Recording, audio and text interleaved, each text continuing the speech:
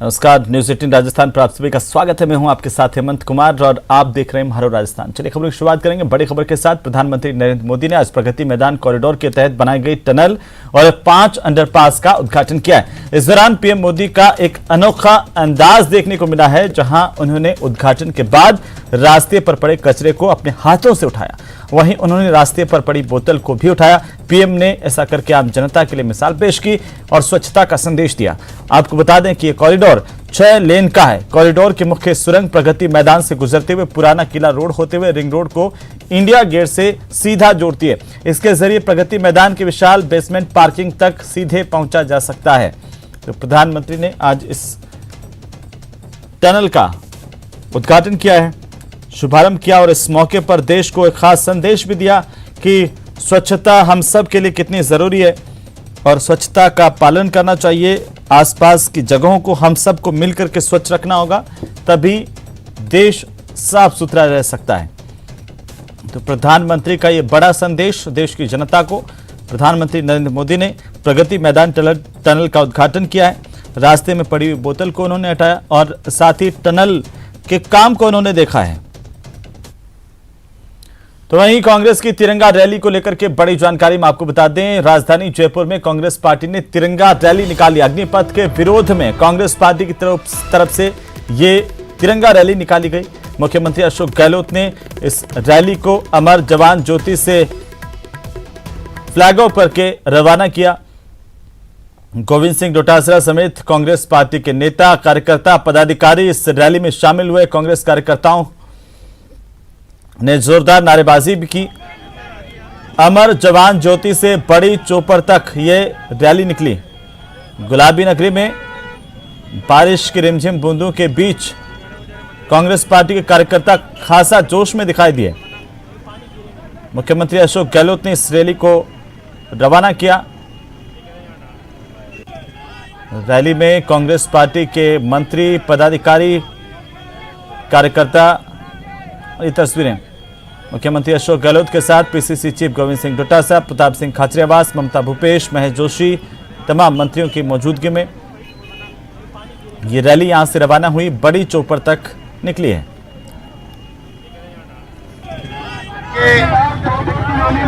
जल्दबाजी में ये फैसला किया गया है, इसको देश की जनता ने अस्वीकार कर दिया है। रिटायर्ड फौजी अफसरों ने सबने अस्वीकार कर दिया है। फौज में जो अनुभव रखते हैं उनके आप रिएक्शन देखते हैं, देखे होंगे, तो सब एक स्वर में कह रहे हैं ये योजना किसी भी रूप में देश हित में नहीं है, युवाओं के हित में नहीं है। सरकार को ये जल्दी फैसला करे और वापस पुनः इसको।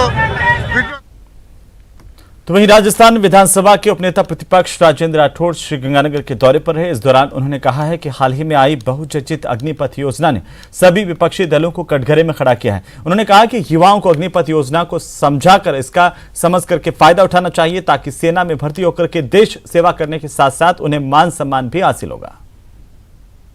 हम राठौड़ साहब से कई मुद्दों पर बात करेंगे। सबसे खास मुद्दा है इस समय अग्निपथ योजनाओं को लेकर। न केवल राजस्थान में बल्कि पूरे देश में लगभग आधा दर्जन से राज्य ऐसे हैं जहां पर अग्निपथ योजना का खासा विरोध देखा जा रहा है। क्या वजह मानते हैं? अग्निपथ योजना का विरोध राजनीतिक चश्मा पहनकर कोई कर सकता है। इस योजना के बारे में जानकारी प्राप्त करके कोई भी व्यक्ति विरोध नहीं करेगा। हिंदुस्तान के नौजवानों को राष्ट्रभक्ति, राष्ट्र रक्षा और एक तरह से अनुशासन की ज़िंदगी के साथ जोड़ने की नायाब ये योजना है। इस योजना में जहाँ 4 वर्ष तक एक और सब रोजगार के साथ नौजवान जुड़ेगा, वहीं योजना में 4 वर्ष के पश्चात उसके पास हाथ में इतनी राशि होगी कि वो निजी व्यापार भी कर पाएगा।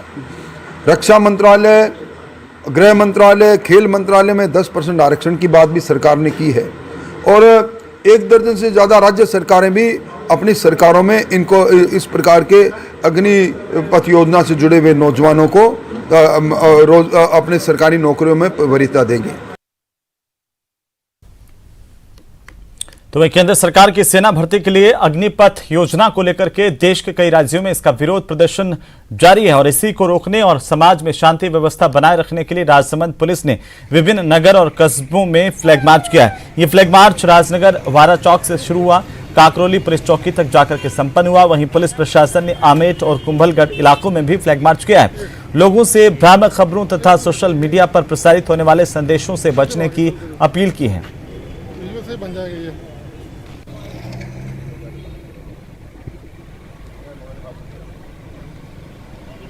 में थोड़ा सांप्रदायिक तनातनी का माहौल है, इसको मद्देनजर रखते हुए कानून व्यवस्था के हिसाब से सभी जिलों में आज फ्लैग मार्च निकाला जाना है। साथ ही भी केंद्र सरकार की एक नई स्कीम आई है अग्निपथ की, उसके विरोध में कई उत्तरी भारत के राज्यों में नए युवाओं ने विरोध प्रदर्शन किया है। हमारे युवाओं से अपील है कि वो अपना विरोध प्रदर्शन वैधानिक तरीके। लोकसभा अध्यक्ष ओम बिरला अपने संसदीय क्षेत्र कोटा बूंदी के दौरे पर हैं। इस दौरे के दौरान लोकसभा अध्यक्ष ओम बिरला कोटा बूंदी संसदीय क्षेत्र के साथ साथ जयपुर में भी कई कार्यक्रमों में शिरकत करेंगे। साथ ही आज लोकसभा अध्यक्ष ओम बिरला ने शक्तिनगर स्थित कैंप कार्यालय पर जन सुनवाई की, लोगों से मुलाकात की, लोगों की समस्याएं सुनी और वहीं स्पीकर बिरला के पास में लोग पहुंचे अपनी अपनी समस्याओं को लेकर के। इसके साथ ही कुछ दिव्यांग भी कैंप कार्यालय पहुंचे, अपनी पीड़ा लोकसभा अध्यक्ष ओम बिरला को बताई। इस दौरान ओम बिरला उन्हीं के साथ जमीन पर बैठकर उनसे बातचीत करने लगे और उनकी समस्याओं का समाधान भी करने का आश्वासन दिया है। स्पीकर ओम बिरला का बतौर लोकसभा अध्यक्ष 3 साल का कार्यकाल पूरा हो चुका है, जो कि कोटा बूंदी संसदीय क्षेत्र के लिए हर्ष का विषय है। लोकसभा अध्यक्ष ओम बिरला कोटा दौरे पर हैं। 7 दिवसीय कोटा दौरे पर लोकसभा अध्यक्ष ओम बिरला हैं। 3 साल का बतौर लोकसभा अध्यक्ष ओम बिरला का जो कार्यकाल है वो आज पूर्ण हुआ है और बतौर सांसद 8 साल का कार्यकाल पूर्ण हुआ है। कोटा गौरवान्वित है। कोटा का गौरव इस बात से है कि जो लोकसभा अध्यक्ष ओम बिरला हैं वो कोटा से आते हैं। कोटा बूंदी मेरा संसदीय क्षेत्र है। यहाँ की जनता ने मुझे चुनकर भेजा है। ये मेरा परिवार है और मेरी कोशिश रहती है कि मैं किस तरीके से परिवार के सभी लोगों के साथ मिलकर कोटा के विकास में, यहाँ के लोगों के सामाजिक आर्थिक जीवन में बदलाव के लिए हम सामूहिकता के साथ प्रयास करें, ताकि समाज के अंतिम व्यक्ति जो अभाव में है, वंचित है, गरीब है, उसके जीवन में बदलाव आ सके। जो बचे हुए टाइम है उसमें प्रायोरिटीज़ क्या रहेंगी, किन प्रायोरिटीज़ पर काम करेंगे? निश्चित रूप से लोकसभा क्षेत्र में मेरी प्रायोरिटी है कि यहाँ road connectivity, air connectivity, rail connectivity, हमारे यहाँ रोड कनेक्टिविटी ऑलरेडी बेटर है, फिर दिल्ली बम्बई कॉरिडोर के बाद और हो जाएगी। इसी के साथ हमारे आने वाले समय में रेल कनेक्टिविटी बेटर है। रेल कनेक्टिविटी के अंदर हम दोनों रेलवे स्टेशनों को रीडेवलपमेंट करा रहे हैं, जिसमें 500 करोड़ रुपया खर्च होना है। एयर कनेक्टिविटी के लिए ज़मीन का प्रोसेस, अभी ज़मीन दी है, उसका फॉरेस्ट क्लियरेंस चल रहा है। मुझे लगता है कि हमारी कोशिश है कि सब कुछ सामूहिकता से काम हुआ तो निश्चित रूप से इस वर्ष हम एयरपोर्ट के काम को शुरू कर पाएंगे। शुक्रिया हमसे बात करने के लिए। तो ये थे हमारे साथ लोकसभा अध्यक्ष ओम बिरला और प्राथमिकता यही रहेंगी कि कोटा को, जो संसदीय क्षेत्र है कोटा बूंदी, उसको बेहतर से बेहतर किस तरह से बनाया जा सके। योगेश त्यागी, न्यूज़ 18 कोटा। चलिए आगे बढ़ेंगे और इसी बीच बिहार के पटना से इस वक्त की सबसे बड़ी खबर हम आपको बता दें, एक विमान की इमरजेंसी लैंडिंग कराई गई है। स्पाइस जेट के विमान के इंजन में आग लगने की जानकारी सामने आ रही है और आग लगने के बाद इसकी इमरजेंसी लैंडिंग यहां पर की गई है। SG 725 की उड़ान भरते ही इसमें आग लगी थी। दिल्ली जाने वाली फ्लाइट के इंजन में आग लगने की खबर जैसे ही सामने आई, इसकी इमरजेंसी लैंडिंग की गई है। ये तस्वीरें देखिए, एक्सक्लूसिव तस्वीरें हैं जहां बिहार के पटना से तो स्पाइस जेट का यह विमान, दरअसल जैसे ही विमान ने उड़ान भरी इसके इंजन में आग लग गई और इस बात की जानकारी पायलट को मिली। इसके बाद तुरंत संपर्क किया गया, इमरजेंसी लैंडिंग की गई है। दिल्ली जाने वाली यह फ्लाइट जिसके विमान में इंजन में आग लगी, तो ये फ्लाइट दिल्ली जा रही थी और इसी दौरान यहां से इसने उड़ान भरी। SG 725 के उड़ान भरते ही इंजन में आग लगने की जानकारी सामने आई। इसके बाद इसकी सुरक्षित लैंडिंग की गई है। तो स्पाइस जेट के विमान के इंजन में आग लगने की खबर और सुरक्षित लैंडिंग कर ली गई है। तमाम लोग सुरक्षित बताए जा रहे हैं और इसी दौरान की तस्वीरें हम आपको दिखा रहे हैं। बिहार की राजधानी पटना की तस्वीरें। पटना में ये सुरक्षित लैंडिंग इस विमान की गई है। बड़ी खबर है इस वक्त की, एक्सक्लूसिव तस्वीरें इस वक्त आप अपनी टीवी स्क्रीन पर देख पा रहे हैं और दो अलग अलग तस्वीरों के जरिए इस पूरे घटनाक्रम को समझिए कि किस तरीके से जैसे ही विमान के इंजन में आग लगने की जानकारी हुई, पायलट ने तुरंत इमरजेंसी लैंडिंग करवाई और आपात स्थिति में सुरक्षित लैंडिंग इसकी की गई। तो वहीं अफरा तफरी का माहौल पटना एयरपोर्ट के बाहर देखा गया।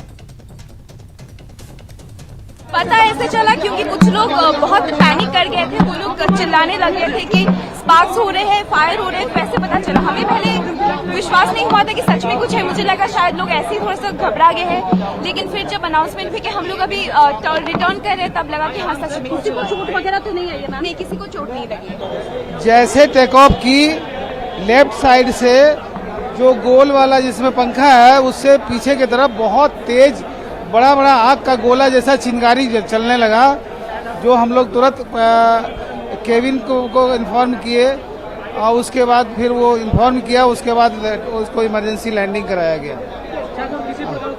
किसी डर तो काफ़ी आया, हार्ट लगा कि अटैक हो जाएगा। कई आदमी तो अब पानी पीने के लिए ढूंढने लगा कि पानी दो, नहीं। एक आदमी तो बहुत जोर से तेज से वो पकड़ लिया, बोला कुछ नहीं होगा, फिर संतावना दे करके उसे शांत किया गया। तो गनीमत रही कि बड़ा हादसा होते होते यहां पर टला, सुरक्षित लैंडिंग इसकी कर ली गई है।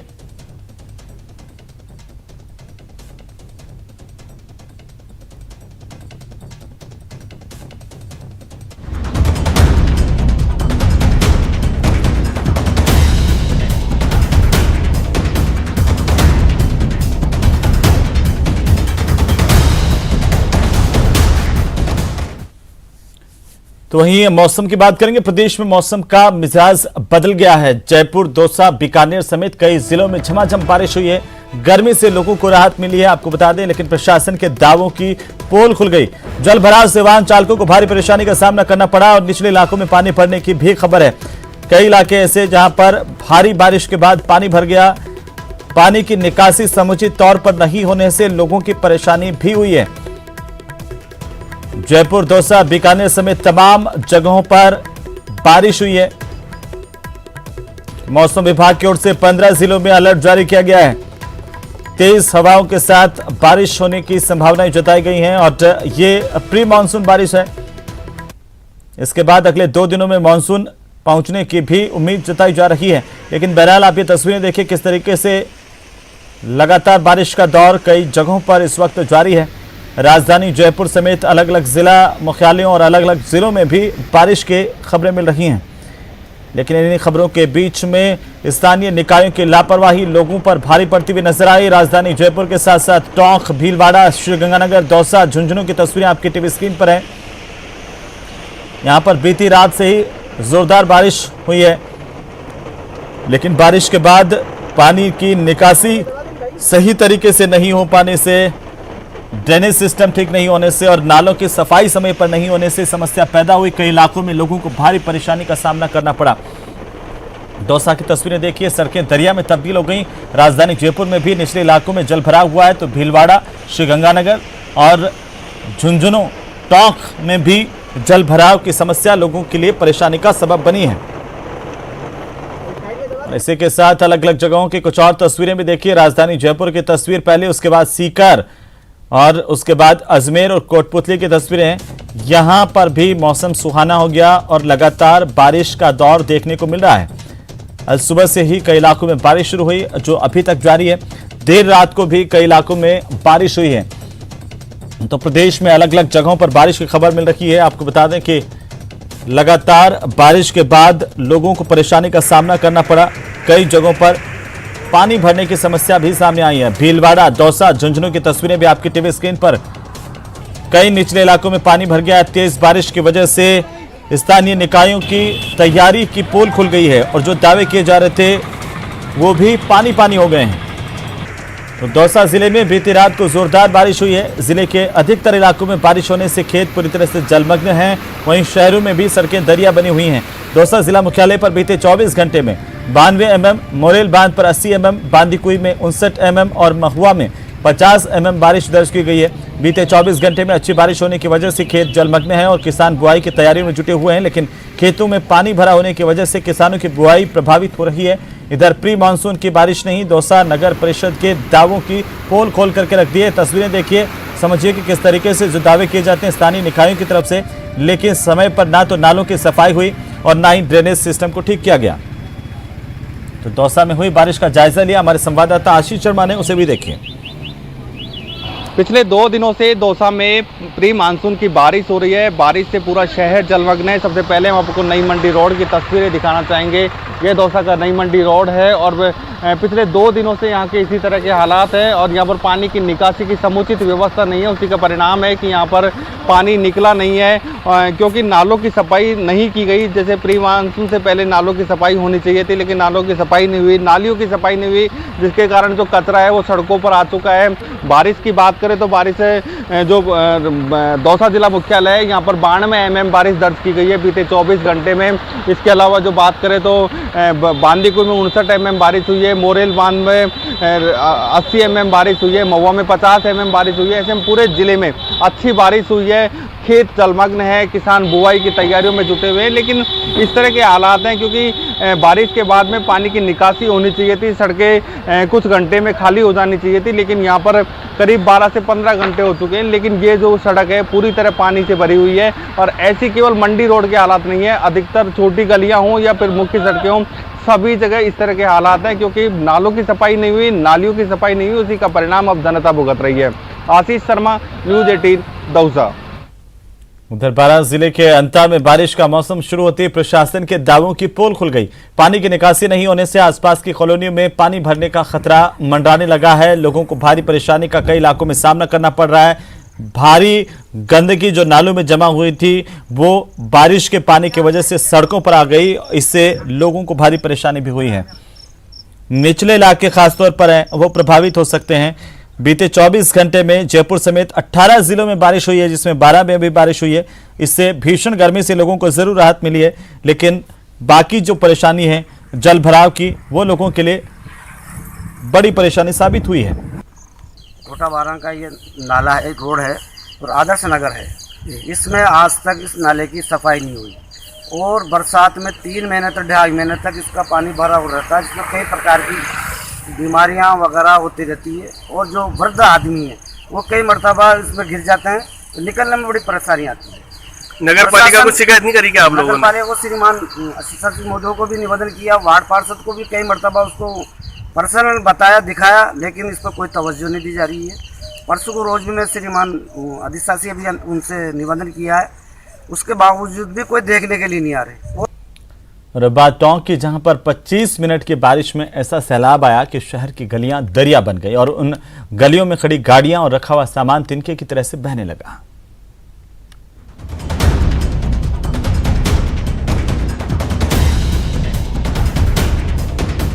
महज 25 मिनट की बारिश में टोंक शहर की गलियां दरिया में तब्दील हो गई। छोटे मोटे सामान के साथ साथ ट्रैक्टर ट्रॉली तक इस कदर बहने लगी मानो वो छोटा सा तिनका हो। ये एक गली की तस्वीरें नहीं है, यही हाल शहर में और गलियों का भी रहा।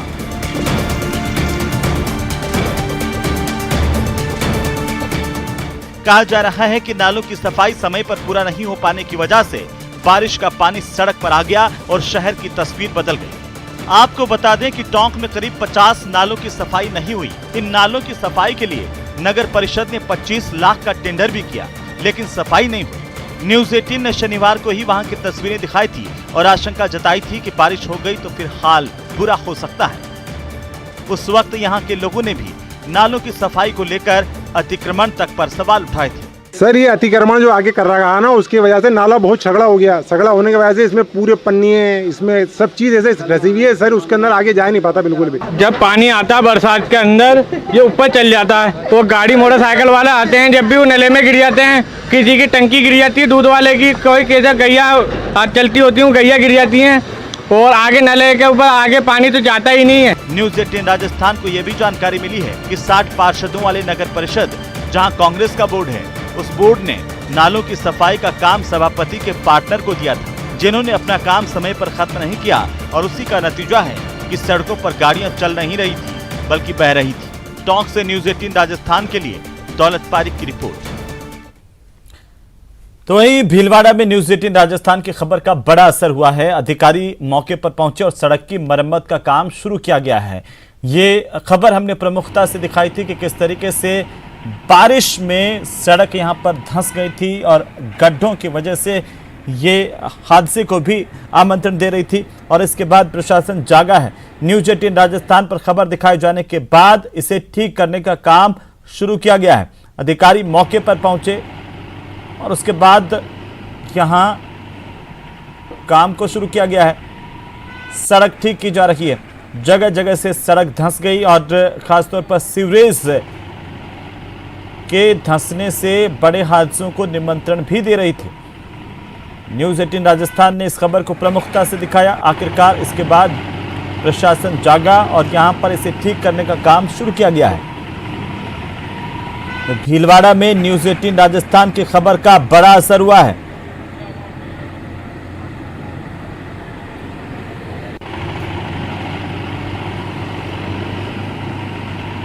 तो बता दें कि न्यूज 18 राजस्थान पर खबर दिखाए जाने के बाद प्रशासन हरकत में आया है। टूटी हुई सड़क को यहां पर ठीक करने का काम शुरू किया गया है। गड्ढों को भरने की कार्रवाई शुरू की गई है और इसी के लिए अधिकारी मौके पर पहुंचे। त्वरित निर्देश भी दिए गए ताकि स्थानीय निकायों की लापरवाही लोगों पर भारी पड़ती हुई नजर आती है। तो और ये तस्वीरें भीलवाड़ा की तस्वीरें आप देख रहे हैं। न्यूज 18 राजस्थान पर खबर दिखाए जाने के बाद प्रशासन हरकत में आया। यहां पर सड़क धंस गई थी। सड़क पर जगह जगह गड्ढे हो गए थे और उनमें पानी भरा हुआ था। न्यूज 18 राजस्थान ने खबर प्रमुखता से दिखाते हुए सवाल उठाए थे कि आखिरकार इस लापरवाही का जिम्मेदार कौन है। क्यों दावों की पोल पहली ही बारिश में खुल जाती है, जैसा हर साल की तरह इस बार भी हुआ। और खबर दिखाए जाने के बाद अधिकारियों ने इस पर संज्ञान लिया है। अधिकारी खुद मौके पर पहुंचे, काम शुरू करवाया गया। खराब सड़क को ठीक करने का काम शुरू कर दिया गया। तस्वीरें आपकी टीवी स्क्रीन पर भीलवाड़ा की। तो ये देखिए पूरी की पूरी सड़क यहां पर पहली बारिश में दम तोड़ती हुई नजर आती है। अब इसे सही करने का काम शुरू किया गया है। तो वहीं कोटा ग्रामीण की सुल्तानपुर सीएससी पर एक पुलिस कांस्टेबल की ओर से हंगामा मचाए जाने की तस्वीरें सामने आई हैं। हालांकि पुलिस कांस्टेबल ने इन आरोपों को निराधार बताया है। मेडिकल कर्मचारियों ने एसडीएम और कोटा ग्रामीण एसपी को इसकी शिकायत देकर पुलिसकर्मी के खिलाफ कार्रवाई की मांग की है। बताया जा रहा है कि पुलिसकर्मी अपनी पत्नी की सोनोग्राफी करवाने के लिए यहां पर पहुंचा था और इसी दौरान चिकित्सा कर्मियों से बहस हुई। आरोप है कि पुलिसकर्मी जबरन सोनोग्राफी रूम में घुसकर सोनोलॉजिस्ट और स्टाफ से गाली गलौज करने लगा। अभद्रता की गई और ऐसे में डॉक्टरों में आक्रोश है इस घटना को लेकर के। पत्नी के साथ यहां पर यह पुलिसकर्मी पहुंचा था और उसके बाद ये डॉक्टरों से उलझ गया। हालांकि पुलिसकर्मी ने तमाम आरोपों को निराधार बताया है। उधर रामगंज मंडी थाना पुलिस ने कोटा रेंज स्तरीय वाहन चोर गिरोह का खुलासा किया है। पुलिस ने 3 वाहन चोरों को गिरफ्तार किया। आरोपियों के कब्जे से चोरी की 25 बाइक और 2 कार जब्त की गई है। आरोपी शातिर किस्म के अपराधी हैं और चोरी की वारदात को अंजाम देने के बाद वाहनों को गांव में ले जाकर छिपा देते थे। इसके बाद उन्हें कम दामों में बेचते थे। आरोपियों ने 2019 से अब तक कई चोरी की वारदातों को अंजाम दिया। फिलहाल पुलिस अग्रिम कार्रवाई कर रही है।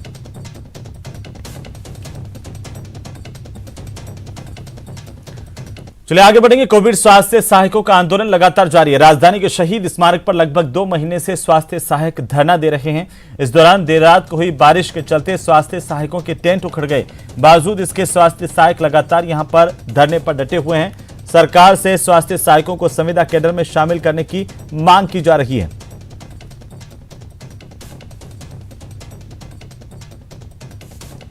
तो 2 महीने से ज्यादा का वक्त सीएचओ के प्रदर्शन और धरनों को लेकर के हो गया है। सरकार तक इन्होंने बात भी पहुंचाई।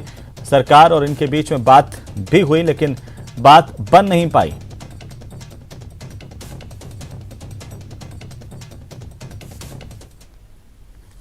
उधर टोंक में बाल श्रम निषेध सप्ताह अभियान के दौरान मानव तस्करी विरोधी यूनिट ने एक बाल श्रमिक को मुक्त करवाया है। टीम ने कामधेनु सर्किल के पास डेंटिंग और गैस वेल्डिंग की दुकान से बच्चे को छुड़ाया। बच्चे की शिक्षा और पुनर्वास के लिए बाल कल्याण समिति में पेश किया गया। साथ ही बाल श्रम कराने वाले के खिलाफ सदर थाने में मामला दर्ज करवाया गया है।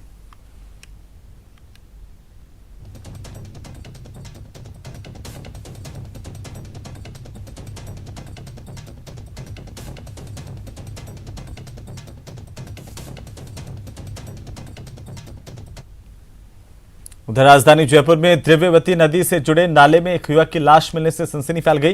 करीब 12 घंटे बाद भी मृतक की पहचान नहीं हो पाई है। युवक की हत्या कर नाले में फेंका गया था या फिर वो किसी हादसे में नाले में गिरा, इसकी जांच भट्टा बस्ती थाना पुलिस कर रही है। रेस्क्यू टीम की मदद से शव को नाले से बाहर निकाला गया है। शव को कांवटिया अस्पताल के मुर्दाघर में भेजा गया। पुलिस शव की पहचान करने में जुटी है ताकि मौत के कारणों का खुलासा किया जा सके।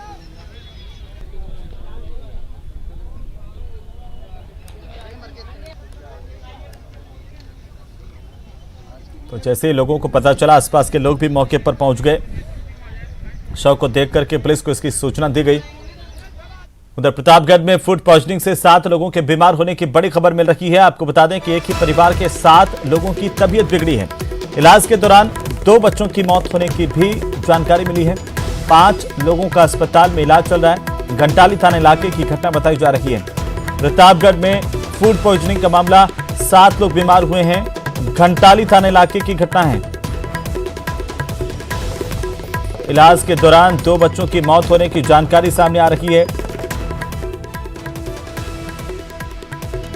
हमारे संवाददाता चंचल ज्यादा जानकारी के साथ फोन लाइन पर। चंचल, क्या जानकारी और अपडेट इस वक्त आपके पास? जी हेमंत, मैं बताता हूँ चाहूंगा कि ये प्रतापगढ़ का घंटाली थाना क्षेत्र है। वहाँ के मांडल जेर गांव है, वहाँ की ये घटना है। कल शाम को इस परिवार ने भिंडी की सब्जी बनाई थी। ये लगभग 1 साल पुरानी जो भिंडी सुखा करके रखी हुई थी उसकी सब्जी बनाई थी। और सब्जी बनाने के बाद में जब खाना खाया परिवार के लोगों ने, तो 1 घंटे के बाद में परिवार के लोगों की तबीयत खराब होनी शुरू हो गई, जिनको वहाँ पर CHC में पहुंचाया गया। घंटाली CHC पहुंचाया गया और CHC में 4 लोगों की तबीयत ज्यादा, घर 4 बच्चे जो थे उनकी तबीयत ज्यादा गंभीर थी, तो उन्हें यहाँ प्रतापगढ़ जिला अस्पताल में रेफर किया गया, जहाँ पर उपचार के दौरान 2 बच्चे जो थे, जिनमें एक बालिका भी शामिल है, उनकी यहाँ उपचार के दौरान मौत हो गई। और 2 जो बच्चे हैं उनकी हालत अभी भी गंभीर बनी हुई है। इसके साथ ही 3 जो फूड पॉइजनिंग का शिकार हुए हैं परिवार के लोग, उनका घंटाली CHC है, वहाँ पर उपचार चल रहा है। अभी तो पुलिस ने इस संबंध में जो महिला है उसकी रिपोर्ट पर कार्रवाई कर रही है। जो मृतक बच्चे जो हैं उनका PM की कार्रवाई भी अभी जिला अस्पताल में जारी है। जी हेमंत। चंचल, इस पूरे मामले को लेकर पुलिस क्या कह रही है? क्या महज भिंडी की सब्जी खाने से इस तरह से फूड पॉइजनिंग से किसी बच्चे की मौत हो सकती है?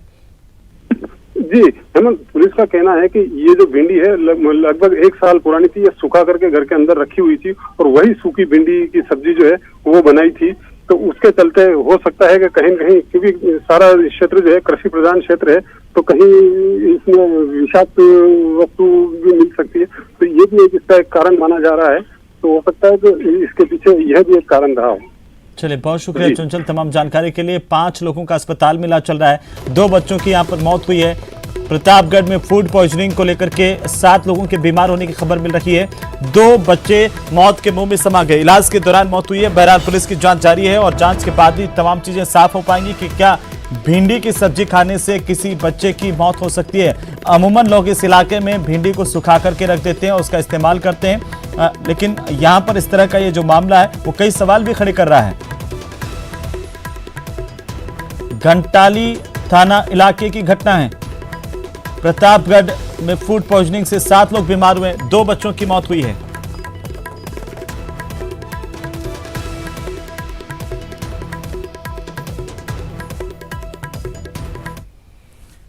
तो कहते हैं कि कुछ कर गुजरने का अगर जज्बा हो तो उम्र आड़े नहीं आती और इंसान अपनी ठानी हुई मंजिल को पा ही लेता है। कुछ ऐसे ही हैं 62 साल के सुभाष बिश्नोई, जो कि साइकिल पर देशाटन और जल संरक्षण का संदेश देने निकले हैं। यह खास रिपोर्ट देखिए।